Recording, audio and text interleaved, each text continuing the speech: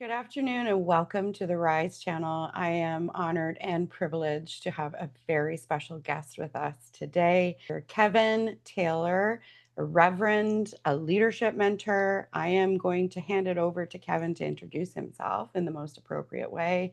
And we have a very powerful conversation, a very real conversation to discuss today to all of our powerful leaders who are leading businesses, teams, and also raising families. This is the truth about enduring leadership and what that looks like to you. So today, we want to discuss with you what leading without disappearing truly looks like. And we are going to discuss faith and family and the architecture around that today.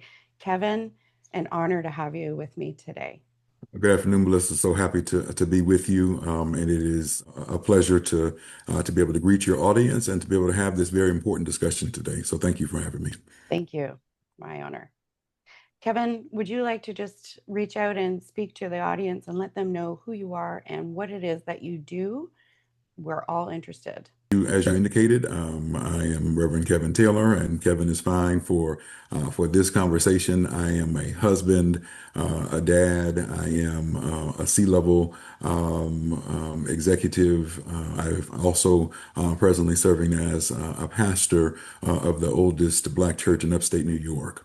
And so I do all of those things and have recently written a book called The Charge to Keep. And that book gives 12 leadership lessons. Thank you for showing it. 12 leadership lessons from the C-suite to the pulpit. And the premise of the book is that you don't have to check your faith at the boardroom door, and you don't have to check your business acumen at the church door.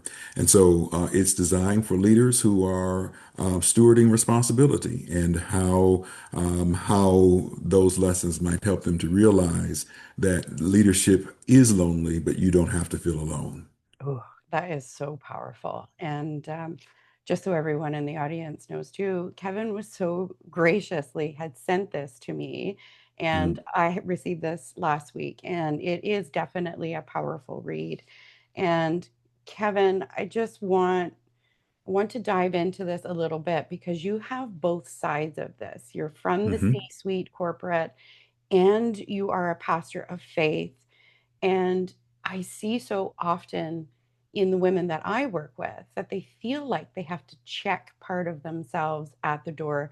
And it doesn't matter where they're going. Like they check part of themselves when they walk into their business, they check out part of themselves when they're in the room with other people. And then parts of them also check out when they, walk in the door at home. And this is a valuable movement that we are discussing in the reality of such. How often do you see, Kevin, the power of faith having to take sort of the back seat through the corporate experience as people are scaling their career? How often do you see that? So I agree with you entirely, and to those women that you work with and potentially work with in the future, I would argue that it is your faith, that it is your experiences as a woman in the world, as a mother, as a sister, as a daughter, as a granddaughter. It is that experience as a spouse that is enabling you to be as strong as you are in your workplace, and those skills that you have and show at your workplace, particularly the executive functioning skills, are what make you such an effective person at home.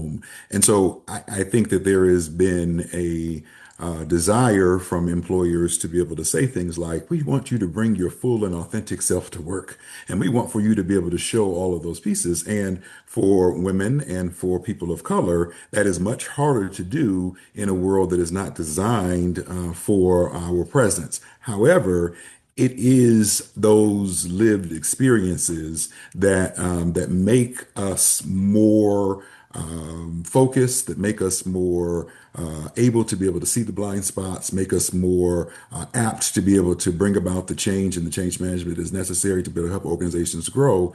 And those are things to be celebrated, not not to be eliminated. One of the things that you asked was about the how difficult it is. And so there have been, so on my resume, I don't lead with Reverend Kevin T. Taylor, but my email address has, Rev KT Taylor in it. And so, I know that that's a turnoff for some employers and perhaps is a reason why I didn't make it to the next round. But then I think to myself, that anybody that wants to be able to have the experience that I have also ought to benefit from the loving kindness that I show and know as a person of faith and the care for one's family that I understand as a husband and a dad. And it's not just the experience that I've had, scaling organizations and leading organizations through change, but also the personal side of what it means to be able to do the work. And so I encourage the people in your care, or this listening audience, that they too would consider being open enough to being able to let people in enough to be able to understand that there is more to who you are than just what is seen in the office. That is so true. And it's powerful because it truly is the precursor to the disappearing woman, which, as you know, is sort of a phase of life that really high performing women will go through, and men go through it too, Kevin, Mhm. where we build this idea of what success shall look like. And we do that, we did that 20 years ago when we first started getting going, setting up our own life, becoming successful in career, finances, finding the person that, was our person to be with, get married, and start the family.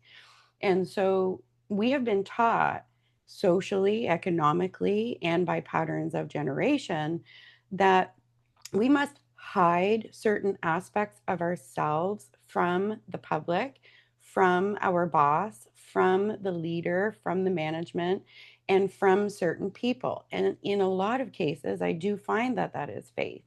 I find that it is more of a protection mechanism to hide that and just be the CEO and just be the leader and put the rest of it away because nobody wants to hear it. But if we were going to argue that the architecture behind the leadership and the roles that we play, maybe that is a huge part, our faith, our belief systems, our core values, these shape the actual foundation of who we are and how we lead.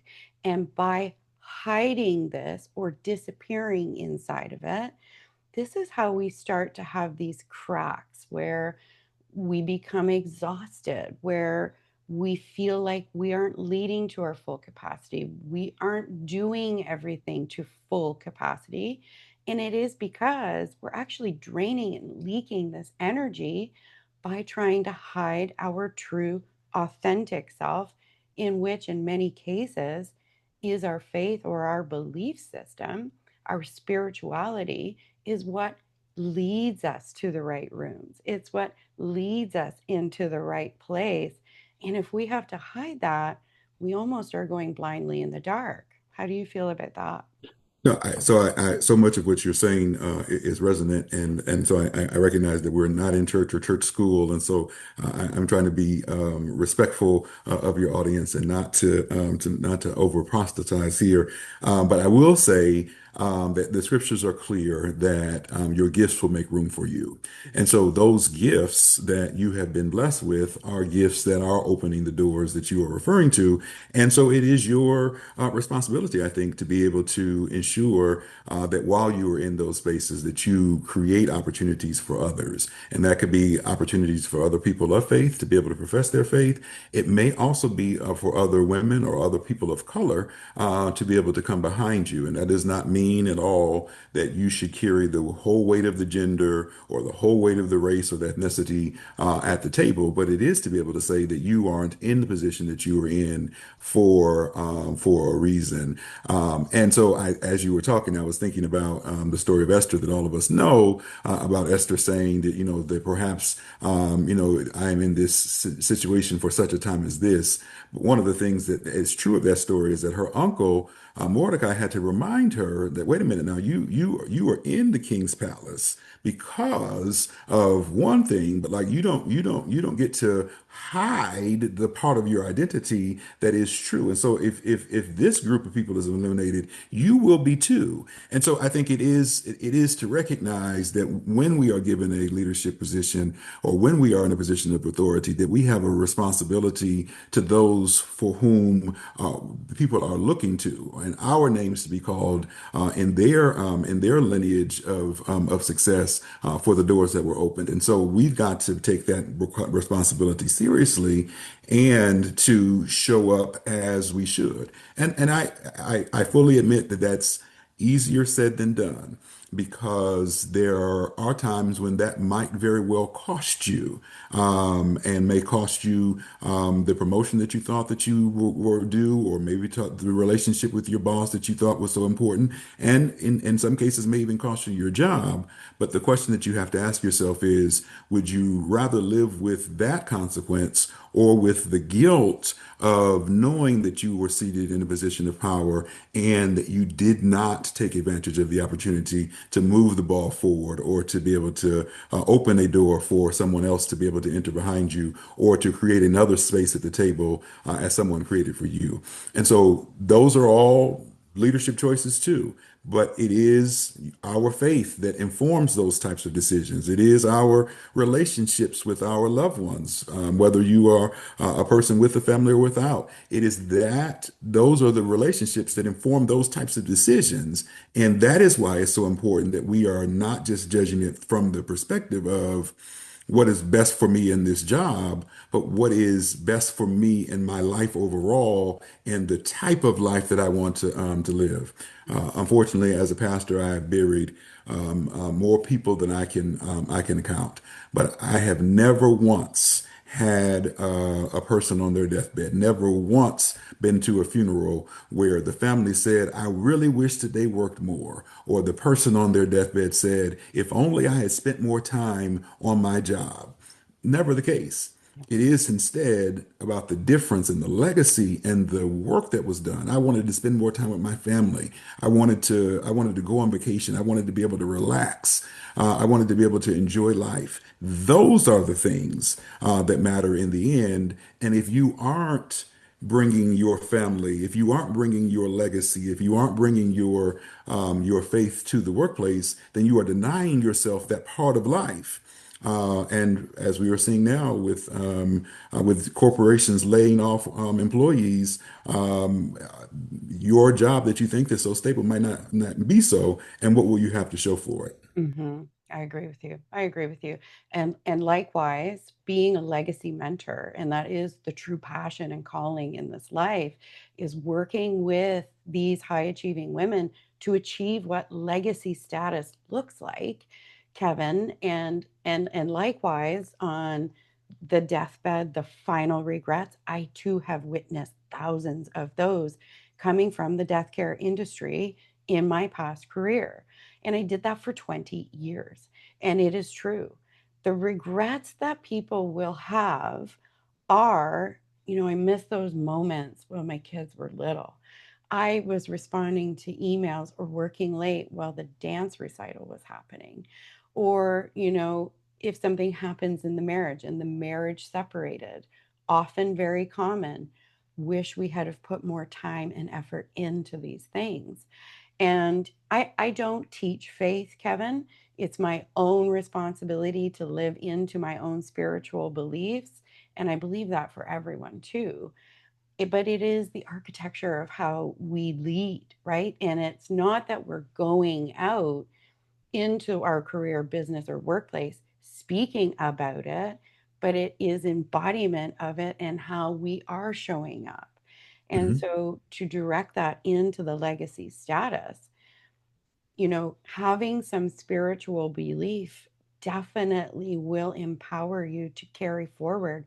So we hear these little nudges, we feel those intuitive mhm, hits. We are actually being guided. And whether that looks like being a religious belief or a spiritual mhm, belief, that belief is, in fact, something larger than us. mhm, And if that is the universe that is leading us to a certain place, right? And I think it's powerful when people accept that and have it have some part of building out those foundation. It's the block of the foundation. Hmm. Um, and so leading legacy status for me in my work, in my frameworks, is who you are while building the empire, how Hmm. you lead at home and in business. And in most of these aspects, I'll say we are scaling our identity. We scale marriage, motherhood, and mission. And that is the truth. And the foundation of it all is having the power, being empowered, having the strength, and having the ability to say, I'm no longer going to choose what gets the best of me, because truthfully, I desire all of it. And that's not greedy. That's in fact okay. And that is, Hmm. improving the lineage that's coming behind me, because the legacy is, I know for me, I'll just say for me, I want my children to be able to have a photo of me, Hmm. 40 years from now, Hmm. and say that's my mom, and have their Hmm. children know me as, Gigi or grandma or nanny, whatever it is, and Hmm. say, she really, blazed the trail for us. She really changed the identity and the beliefs and the knowledge and the know-how by leaning into something much larger in the world. Hmm. I think that's absolutely right. And the fact that you're thinking about your children's children and leaving that legacy, I think is critical. And I would add to that that I think that your kids can say and will be able to say to their children that mom was present. And yes, she built a business, and yes, she, did this, and she had a YouTube channel, and she had a large following, but she was also present for us. She cared about us. She was there. And yeah, things weren't always easy, but I can say that she loved us. And I think that was what matters. And I think that's another reason why it's okay to be able to bring your full and authentic self to work, because if you don't, then you realize or you'll think that like preparing for that board report or that board meeting is more important than being at the recital or being at the basketball game. And yeah, I mean, life happens and you're not going to be able to make all of those things. But again, nobody's going to remember that board presentation. Everybody will remember you being there when that goal was scored, or that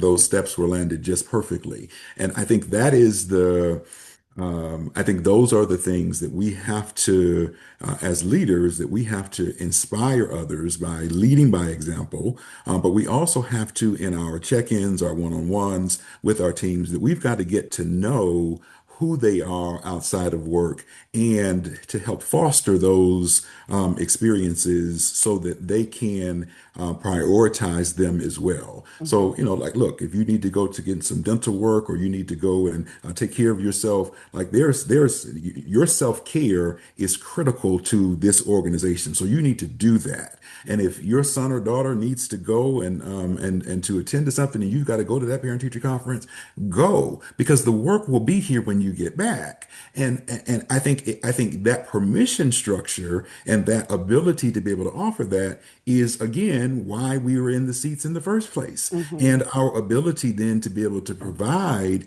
that experience means that those individuals are better prepared to lead in the world in the future.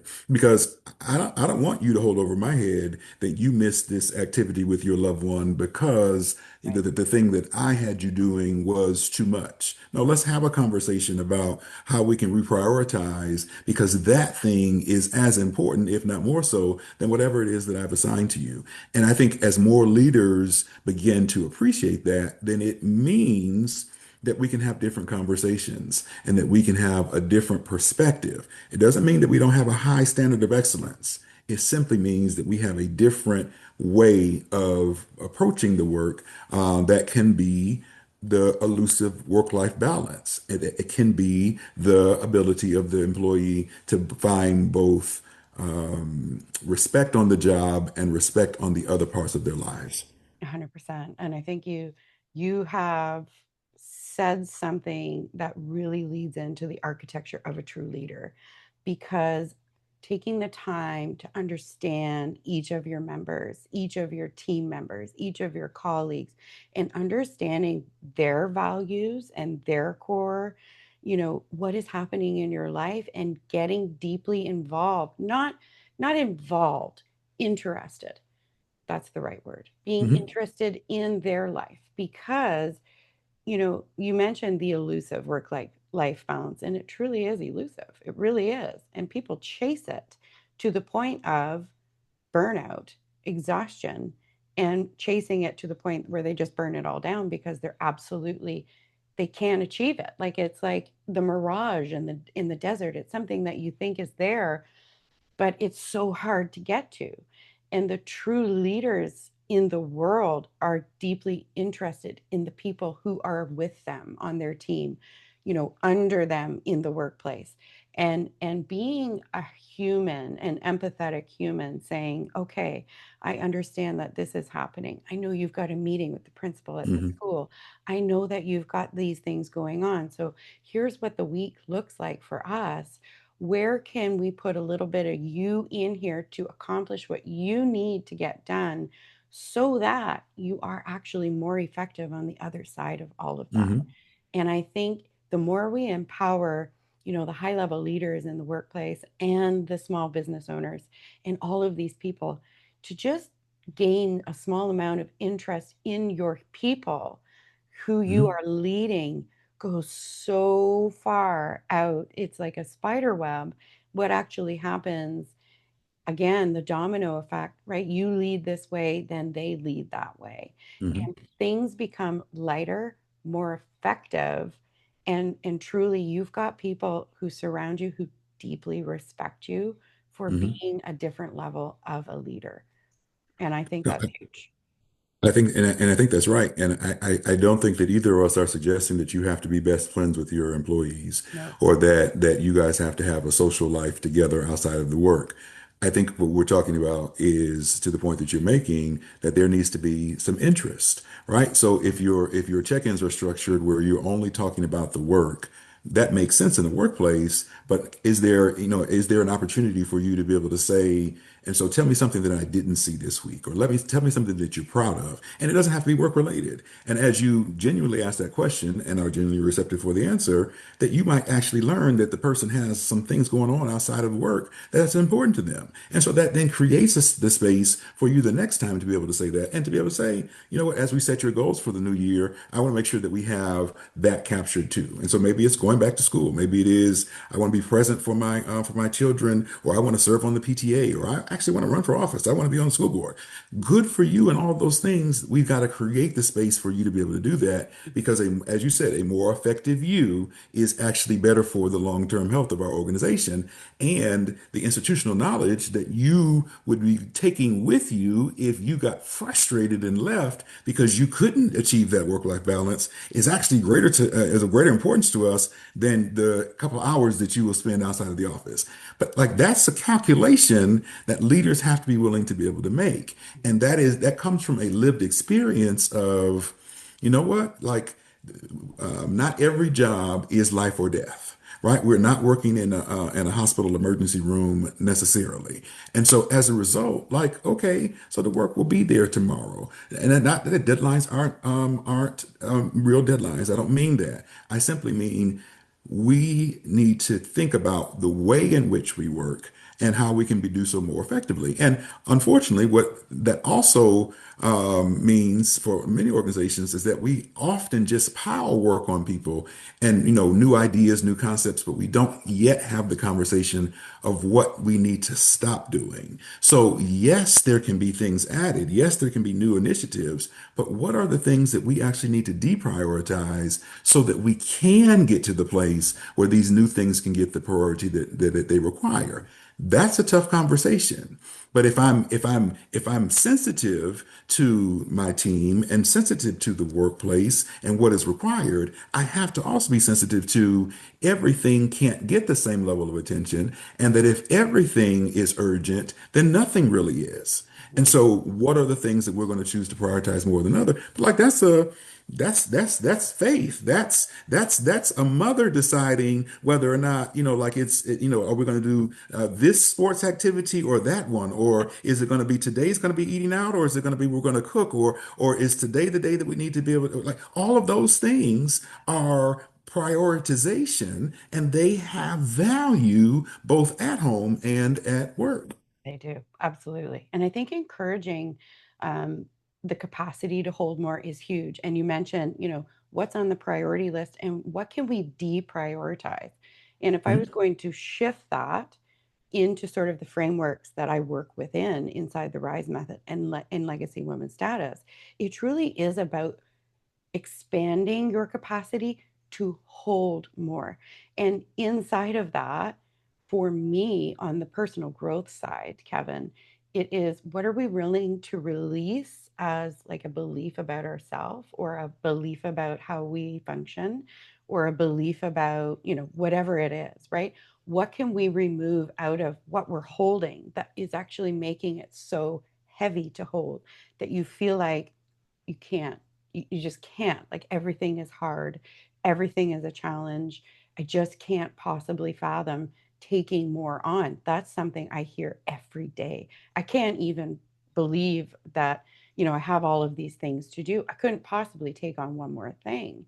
But really, when we stop prioritizing things that are running in the background in those loops, in those patterns, in those belief systems, and we remove those, the capacity to hold more is just explosive. And that's Mhm. how we actually grow into these highly capable leaders that we really truly are. And it's about the foundation and the architecture surrounding you as the leader. So I absolutely love what you've just said, and it's very true. And it starts with the leader themselves. With my congregation, we do this exercise of like if you're holding your fists so tightly, Yeah. then nothing can come into your hands, but nothing will come out. But if you are willing to risk what you have, Yeah. then you might actually find that there is now more room to receive. And I think and I know that there is the part of us that wants to hold on so closely to everything, but you actually never get to experience something new if you've always done what you've always, I mean, if you always do what you've always done. And so being able to release some of that creates the environment where something new can come into your hands, and you won't know what that newness is if until you are willing to be able to release. And yes, organizations are moving in 100 different directions, but if we're still holding on to the way we always have done things, we actually will not be able to take advantage of what those new opportunities are. And it doesn't make them wrong. It doesn't mean that those things aren't important anymore. It simply means that for where we are right now, that is what we need to choose to prioritize. Because again, everything can't be an emergency. Everything can't be urgent because if it is, then nothing is. That's right. Oh, that is so true. And if we were going to talk about the quantum magnetics and all of those things, and one of the core teachings of quantum magnetics, like the ability to call in what you desire in this life, part of that is letting go and Mhm. letting in, because and I see it all the time, and I grew up this way in a small business, in a family business. You're almost like tied to the chair with duct tape, right? You can't leave your office, you've got to be here, and you've got to run the business this way. And I grew up that way, and I'm not saying it's wrong, but I am saying that it's very difficult to let in sort of new experiences and a new way of being if you're so set in stone and you're so rigid that way. And Mhm. it is a learned practice to be able to let go and let in. But that's the beauty of all of this and the whole premise of this conversation.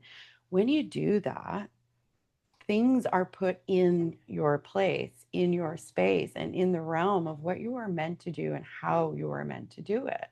Mhm. And by just releasing all of the things that are holding you down, holding you back, keeping you stuck, being able to sit back and say, okay, I'm ready to bring in all of these new things. I'm ready to call in a different way. I'm ready to be more present. I'm ready to do whatever it is that they're calling in. It's the learned practice of going, right? Because these high powered leaders are just, they're going, they're sprinting. It's just like it's constant, and they've got the tight fists. They're white knuckle all the time. And it is the learned practice of just at ease, right? And Mhm. we don't want to go home to our partner. We don't want to go home to the kids like this. But the problem is that we do. And those themselves are those regrets that will come back later, that will say, I wish I wasn't so, reactive, or I wasn't so XYZ. And there's a parenting mentor, one of my colleagues, and her statement is get curious, not furious.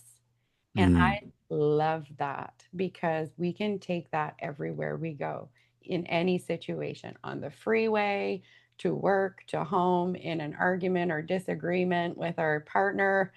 right? Life happens. But if we can get curious, what's fueling that fire? Things can change, the conversation evolves, and we actually come out with an outcome rather than just a reaction. I love that. I have to use that because as you were talking, I was thinking, oh, my son would be happy to know that dad had another technique beyond getting furious. So I appreciate that. Thank you. Yes, you're welcome. It's a learning curve for everybody, right? But Absolutely. I adopted that as well. So for the audience, Kevin is going to give us his links on how to get into contact with Kevin. But Kevin, who do you work with? Who do you serve? What does that look like for you? If anyone in the audience is really resonating with the way that you speak and how you bring faith and belief into the leadership component, tell us, how can they reach out to you? Who do you work with? Yep. So thank you for the opportunity.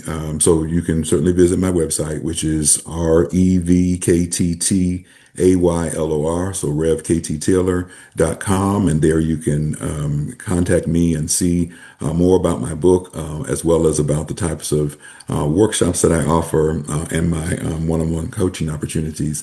So that's one way in terms of who I'm working with. I'm working with that leader that is in the midst of change, that individual who has gotten to the seat and is having a hard time staying in the seat and wants to be able to make a difference and is not sure that they can. I'm there for you. That organization that wants to bring about the change and to be the organization that was embodied or was planned at the time that the organization was founded. I'm able to help that individual, but more so through my writing, as well as through the books that I'm working on. I'm also available for that person, and so you don't necessarily have to be a leader of an organization. You can be a leader in your own home, a leader in your community, a leader on your job, a leader in your church, that is looking to be able to make better decisions and to be able to think about how those decisions can have long-term consequence. And as you mentioned, legacy. I'm writing the book for you that comes out next month, and so those are all the ways. I'm happy to have a conversation. I'm happy to talk. You can follow me on LinkedIn, Kevin Taylor, and I am very happy to entertain any conversation. I like conversations like these, and so I'm really glad, Melissa, that you invited me to be with you today. Absolutely. And it was a pleasure. And I think just from me to you, human to human, leader to leader, I think you are a profound leader. I wish you tremendous success, not only with yourself and your own stewardship, but to the people that end up finding you and working with you. And truthfully, I mean, I've met Kevin a couple of times now, truly an empathetic leader who wants to steward people into their best version of themselves. And it is Absolutely. authentic and it is real. So, Kevin will send us the links so that you can Yes. reach out to Kevin directly and also how to get the book. And I'm Yes. also too reading it. We will have all the links in the show notes for today. Kevin, an honor, a pleasure. Thank you so much for joining Thank us. you. Thank Thank you. you. Have a great day. You too.